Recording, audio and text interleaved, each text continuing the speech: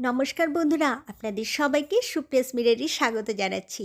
আজকে হচ্ছে 28শে সেপ্টেম্বর রবিবার। আজকে হচ্ছে মহাষষ্ঠী। আপনাদের সবাইকে শারদীয়ার প্রীতির শুভেচ্ছা এবং আন্তরিক অভিনন্দন।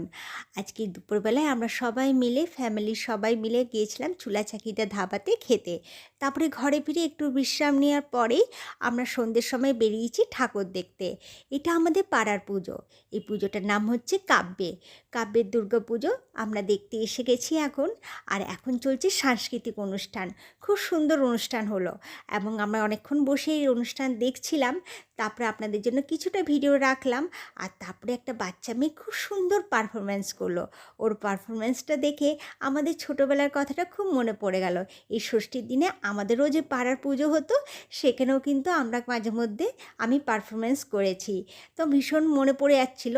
আর তারপরে না দুপাশে রয়েছে খাবারের দোকান।